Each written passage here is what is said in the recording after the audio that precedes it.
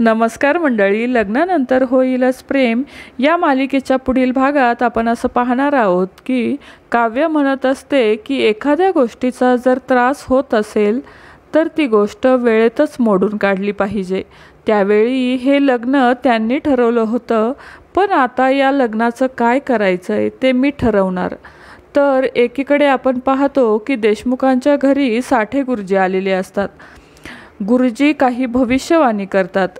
मानिनी त्यांच्या समोर बसलेली असते। ते मानिनीला म्हणतात की पार्थच्या आयुष्यात लवकरच वादळ येणार आहे किंवा आलंही असेल।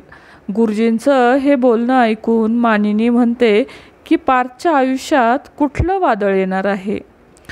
तर एकीकडे आपण पाहतो काव्या स्वतःहून ॲडव्होकेट किल्लेदार यांना फोन लावते आणि त्यांना सांगते की मला डिवोर्स हवा आहे, लगेच भेटा, बाकी आपण सगळं आल्यावर बोलू, असं ती म्हणते। आणि वकिलांना ती घरी येण्यासाठी ती फोनवर घरचा पत्ता सांगते।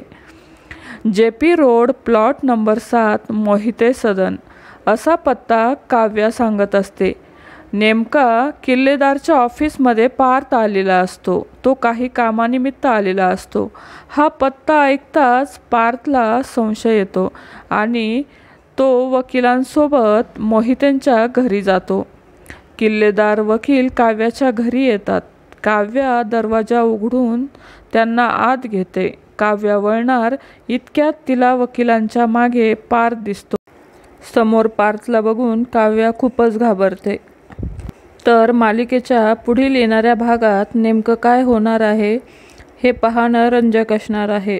तर मंडळी, लग्नानंतर होईलच प्रेम या मालिकेचे नवनवीन अपडेट पाहण्यासाठी आपल्या चॅनलला नक्की सबस्क्राईब करा। धन्यवाद।